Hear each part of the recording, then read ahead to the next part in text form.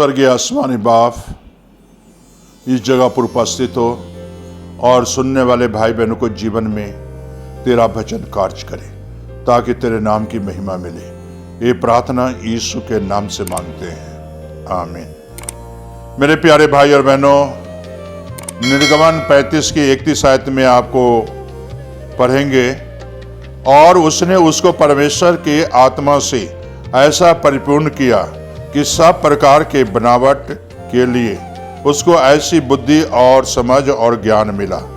मेरे प्यारे भाई और बहनों, यहाँ अगर आप देखें किसे जो परमेश्वर के तंबू बनाते थे, मिलाप वाले तंबू बनाए, परमेश्वर ने उसे ज्ञान और बुद्धि दी ताकि जैसा परमेश्वर चाहता था वैसा ही परमेश्वर का तंबू बने, मिलाप वाले तंबू बनाए।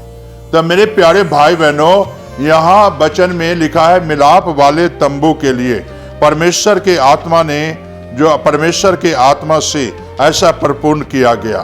तो मेरे प्यारे भाई बहनों, क्या आज आपके चर्च परमेश्वर के आत्मा से परिपूर्ण है या नहीं है?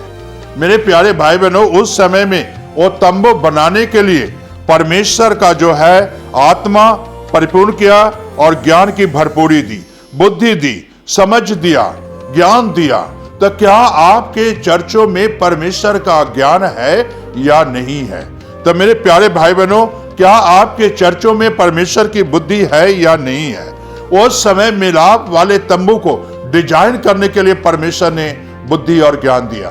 तो आपको आज अपने चर्चों को जो है अच्छे बनाने के लिए, आपके चर्च में जो भाई बहन हैं उनको परमेश्वर ऐसी बुद्धि और समझ दे ताकि आपके चर्च को एक अच्छा सुनहरा चर्च बना सके, एक अच्छे आशीषमय चर्च बना सके। परमेश्वर का आत्मा था उन भाई के अंदर जो बनाने वाले थे कारीगर।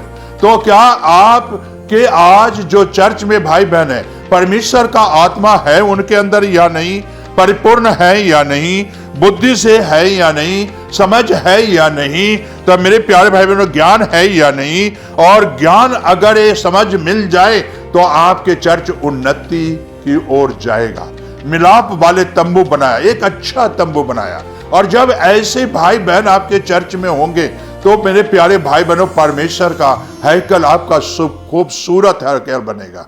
ज्ञान जो है परमेश्वर का होना चाहिए, बुद्धि परमेश्वर का होना चाहिए, समझ, बुद्धि, ज्ञान परमेश्वर का होना चाहिए, शैतान की ज्ञान नहीं, बल्कि परमेश्वर की ज्ञान लेने की जरूरत है, परमेश्वर की बुद्धि लेने की जरूरत है। समझ, मेरे प्यारे भाई बहनों, मूसा जो है बड़े समझ से काम करता था, जो कारीगर थे बड़े समझ से काम करते थे। वो कहते थे परमेश्वर का भवन है, ये मिलाप वाले तंबू है, और यहाँ परमेश्वर उतरेगा और परमेश्वर यहाँ वास करेगा, और उसकी खूबसूरती को बनाना है। जहां परमेश्वर वास करता है वो इंसान का, वो चर्च के भाई बहन का सब खूबसूरती बन जाते हैं, परमेश्वर के लिए खूबसूरत बन जाते हैं। और इसी तरह कारीगर भी खूबसूरती बनाया। मेरे प्यारे भाई बहनों, काश आज ऐसा ही चर्च बने।